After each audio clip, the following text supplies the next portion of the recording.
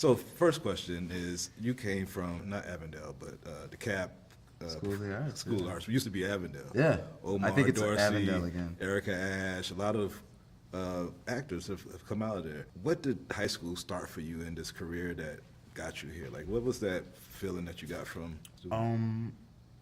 I was bored. It's just fun to do at the time. Like at the time, it was some place to.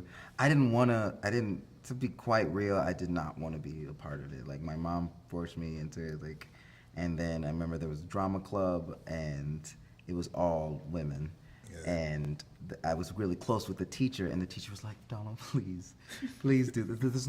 We need a guy, right?" And I was like, "Fine," kind of thing.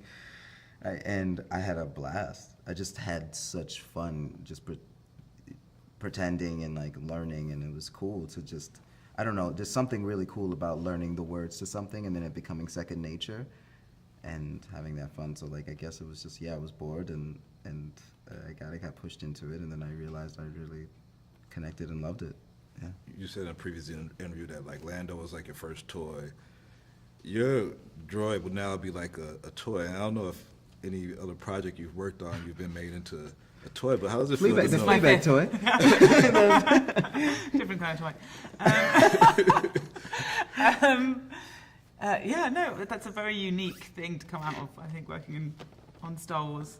And yeah, you're sort of this little, it's just magical to think of kids playing with your character, making up their own little stories with something. It's the beginning of something. Yeah. You know that it's just going to feed imaginations, and that they can be there and they can be, fighting rebellions in their bedrooms. Yeah. That's nice idea. You see, how'd you guys let me beat you on that one? Come on. There's no liars in this game, just players. The seat taken? Nobody's in the seat that I ain't taking from. So this is, Sabak? Sabak. Sabak. Got it. You played before? A couple times, yeah. Captain Lando Calrissian.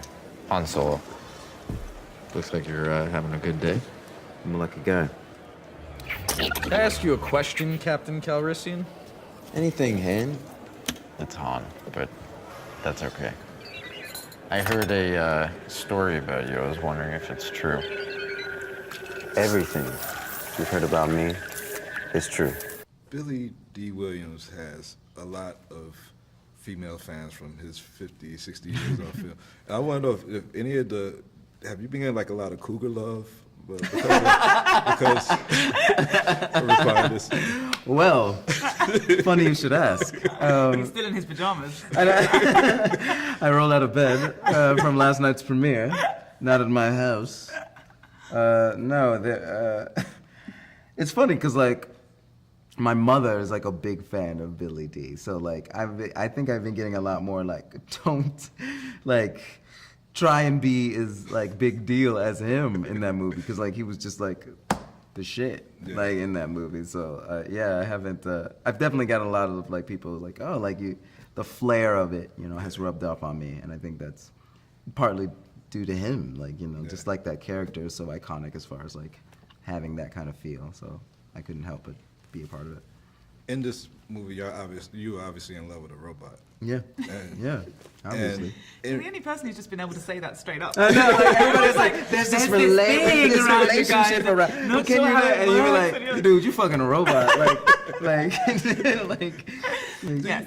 Why do you think people in real life worry about who people love? And I mean, they've targeted you for that. Like, but why do you think people care like who somebody else loves? Because I think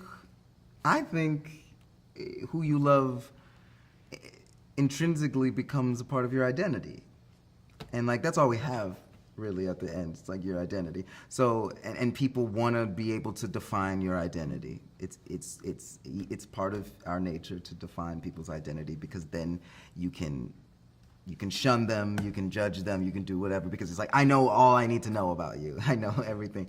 So I feel like, that's just, that's just part of it. And I don't hate on that. Like, I think it's just, just part of it. And like loving a robot, like, I think love is always going to be the greatest thing you can do, but as long as it's not selfish, as Yeah. long as it's not like, you know, a selfish thing. I love our relationship on the ship because it's Because it feels like a real relationship as well. yeah, it It's doesn't like- feel fake. No, because sometimes it's the biggest compliment in the world when someone doesn't patronize you by being careful with you, that they're just rude to each other, and then, but I can totally imagine them just staying up all night and chatting and you know, getting high and chilling out. Yeah, and laughing at She's each like other. on her oil. Great job, guys. I love y'all stuff.